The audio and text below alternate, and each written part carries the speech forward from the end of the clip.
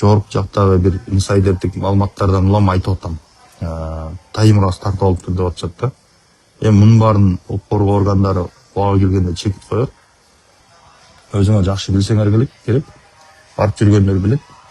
Камчыбек Ташиев албетте окка таштуу адам болчу. Окка таштуу бизнес кылып жүргөн адам болчу. Бир тур бизнесте начарлап банкрот болуп кетти дешкен, кайра көтөрүлүп кетти дешкен. Бирок мындай бир бизнеси бар болчу, бирок кутургандай бай эмес болчу. Чоң арыкта Ташиевдин үйү бар болчу. Бар да азыр деле турат да. Кимиси жашайт билбейм, бала чакасын бирөөсү жашаса. Азыр өзгөрүп калыптыр, үстүнө бир нерсе эле салыптыр деп атышат.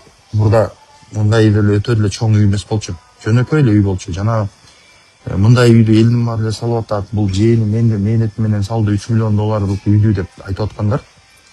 Ошол үйдүн кебетесин мурда көрсө, анда айтмак. Булар чындап эле уурдап турганынчы. Өзүнүн керек болсо Камчыбек Ташиевдин өзүнүн үйү анчалык чоң эмес болчу. Чакан эле үй болчу, мындай эле бир 2 этаждан үстүнө мансарты бар мындай. Үйлөр болот го, өтө кымбат эмес. Ошондой үй болчу, ошондой үйдө турчу да мурда. Андан кийин азыркы акыбалдар таптакыр башка. Туш тараптын баардыгын сыздатыптыр, алыптыр. Анан кийин ал акчалардын баардыгын чогултуп алып, официально жанагы 12 миллиард 400 миллион сом деди, ошондой активи бар, мүлкү бар деп каттатып анан кайра актанып жүрдү да. 100 миң деген долларларды миллиондоп ошентип казино болуп туруп, ошентип жүрөт. Ошону актап атышат. Бул арам тамактыкта ошол силер айтып аткан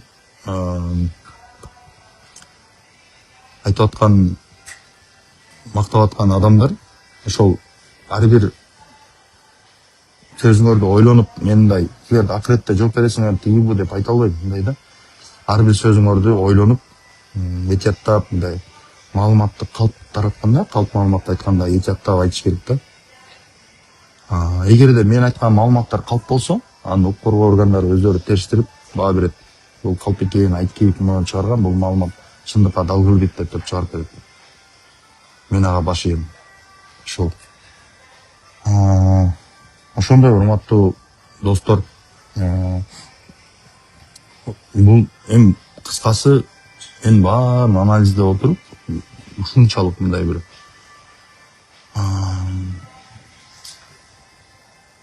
так, дейт.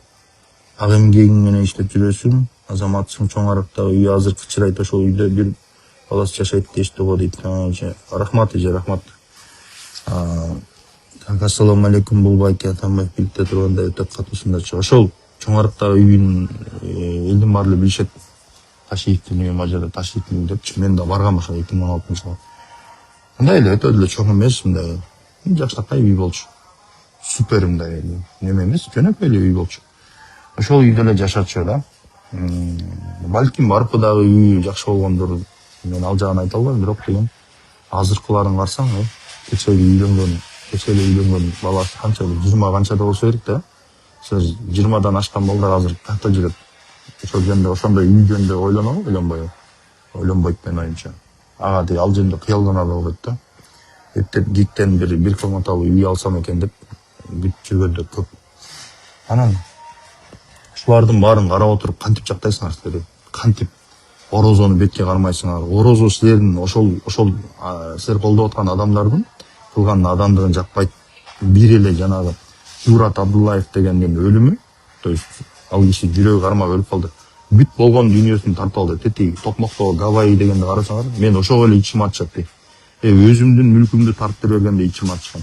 Ошол 880 миллион сом жанагы кассасындагы акчасын жанагы Үмүт Ко деген компаниядан жанагы көл менен, ысык көлдөн менен, чүйдөн жалпы элдердин жанагы уйларын бирден экиден саап анан сүтүн сатчат да, ошолордун сүтүн алып, аларды ичине акча менен камсыз кылып, алардын баарын чогултуп, анан кийин переработка кылып, анан ошол сүт заводдон ар кандай продукцияларды чыгарып, Кыргызстанга, Казакстанга сатчу да.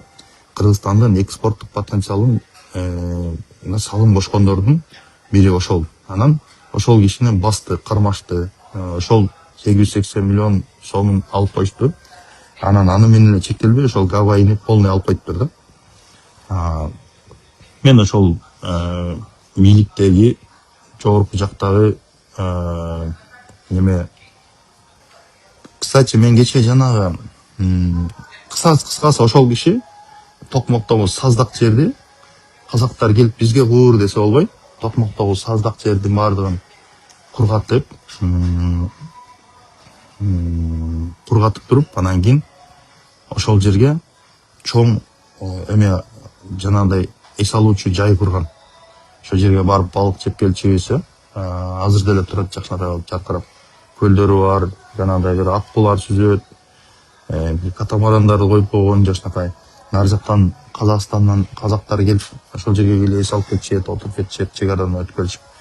Кыскасы ошондой. Эми ошол адам ошол нерсени канча жылдар, ондогон жылдар бою курду да. Анан шарт этип эле бирөөнүн бир чиновниктин томпойгон баласы келип эле тартып алса, булардын күйбөгөн жери гүл болот да. Ошон үчүн ал 55 жашында ушу жүрөгү кармап өлүп калды. Эми окшоп азап тарткандар канча. Анан кстати, мен кече жакында жанагы Токторбаевдин бир кирпич заводу көлдөгү курулуштарга чейин кирпич ташыйт экен деген маалыматты айткам. Өсө ал Токторбаевдин заводу эмес, Шайырбек Ташиевдин заводу экени кече маалымат чыкты. То есть мындай да, мен кичине мындай бир аз чаташтырып алыптырмын, бирок ошол маалыматтын өзөгү бар экен. Элестетсеңер, могу жактан Жалал Абадтан кирпич чыгарып туруп, тиги неменин Тамчы аэропорту жактагы авангард стилдин үйлөрүн курганда, резортторун курганда ошол жака кирпичтерди сатат, коркутуп.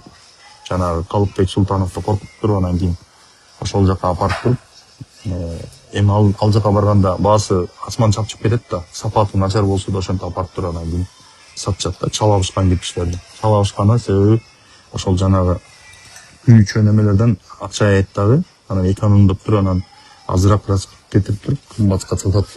Анан ошентип анан байкуштар корккондон алганда, даттана турган эсмин жок болсо, президент болсо, Ташиевке ишенип отурган. Кыскасы ошондой.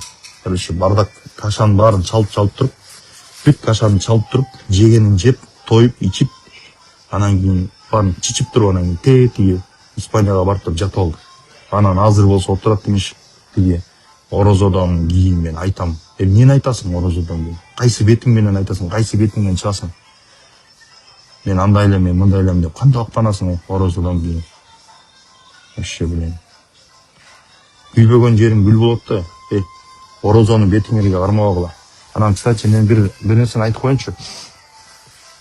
Мен азыр орозо кармабайм, бирок мен 4-класстан 11-класска чейин катуу орозо кармачумун да. Анан ошол кездеги орозо кармаган адамдардын кыймыл аракеттерин баардыгын эсимде да, кандай кармашкан. Орозого деген атайын даярданышкан, жаман сөздөрдү сүйлөгөнгө, бир жаман нерселерди кылбаганга, анан кийин бир өпчап жашоо болчу да. Азыр карасаң айланайын элдин баардыгы, ал кезде саналуу адамдар эле орозо кармачу. Анан орозо кармагандарды, намаз окугандарды молдо деп шылдыңдашчу биз жактачы. Азыр эми карасаң айланайын бүт тиги кыбыр эткендин баардыгы эле орозо кармайт экен. Анан орозого чейин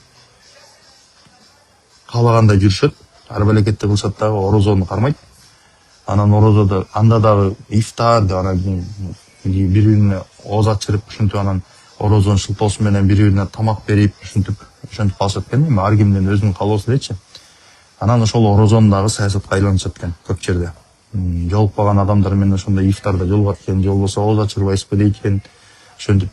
Кыскасы орозо деле бир кандай десем, өтө бир мындай бир жакшы эмес тенденцияларга, бир кандай бир жаман бир жакшы эмес көрүнүштөргө себеп катары пайдаланылган бир инструмент болуп калыптыр. Орозо кармайсыңбы, өзүң үчүн кармайсың. Кудай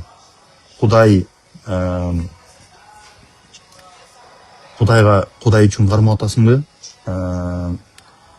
Анда ошол орозоңду өзүңдүн жүрөгүңдө карма да. Орозону дагы, умраны дагы баардыгын тиги ташталканын чыгарып бүтүштү.